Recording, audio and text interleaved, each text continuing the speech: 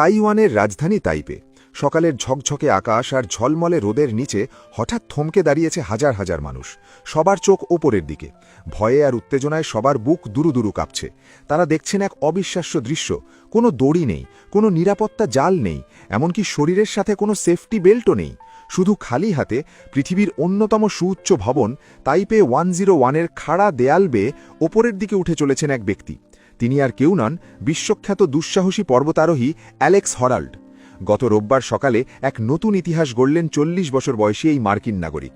1667 foot উঁচু এই আকাশচুম্বী ভবনের চূড়ায় ওঠার জন্য তিনি কোনো যান্ত্রিক সরঞ্জামের সাহায্য নেননি।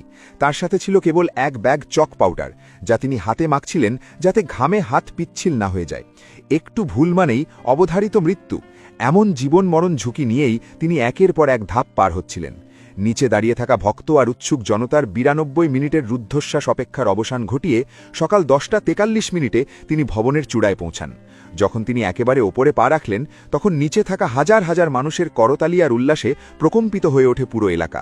ভবনের চূড়ায় উঠে এক সংবাদ সম্মেলনে হনল্ড তার অনুভূতির কথা জানান। তিনি বলেন, এটা সত্যিই ভাষায় প্রকাশ করার মতো নয়। অনেক দিন এই আনন্দ আমার ভেতরে থাকবে। কোনো কাজ করার আগে আপনার মনে হবে এটা অসম্ভব, কিন্তু যখন আপনি সত্যিই তা করে ফেলবেন, সেই অনুভূতিটা হয় একদম অন্যরকম। অ্যালেক্স হনল্ড প্রায় 2 দশক ধরে পর্বতারোহীদের জগতে এক পরিচিত নাম, কিন্তু তার বিশ্বজুড়ে খ্যাতি আসে 2017 সালে। সেবার তিনি আমেরিকার ক্যালিফোর্নিয়ার ইয়োসেমিটি ন্যাশনাল পার্কের বিখ্যাত এল ক্যাপিটান নামক বিশালাকার পাহাড়ের দেওয়াল দড়ি ছাড়াই বেয়ে উঠেছিলেন। তার সেই অভাবনীয় অভিযানের ওপর ভিত্তি করে নির্মিত তথ্যচিত্র ফ্রি সোলো অস্কারের মতো বড় পুরস্কারও জিতেছে। তবে তাইপে 101 ভবনটি বেয়ে ওঠার পরিকল্পনা তার মনে ছিল প্রায় 10 বছর ধরে। এবার নেটফ্লিক্সের সহযোগিতায় সেই স্বপ্ন শেষ পর্যন্ত বাস্তব হল। আসলে এই অভিযানটি হওয়ার কথা ছিল গত শনিবার, কিন্তু প্রতিকূল আবহাওয়ার কারণে সেটি একদিন পিছিয়ে দেওয়া হয়। কারণ আকাশচুম্বী ভবনের চূড়ায় বাতাসের গতিবেগ আর সামান্য বৃষ্টিও জীবন কেড়ে নেওয়ার জন্য যথেষ্ট। অনেকেই হয়তো ভাবছেন, এর আগে কি কেউ এই ভবনে ওঠেননি? উত্তর হলো হ্যাঁ। 2004 সালে আলা রবার্ট নামে এক ফরাসি পর্বতারোহী এই তাইপে 101 ভবনটি বেয়ে উঠেছিলেন। তবে পার্থক্য হল তিনি নিরাপত্তার জন্য রশি ব্যবহার করেছিলেন।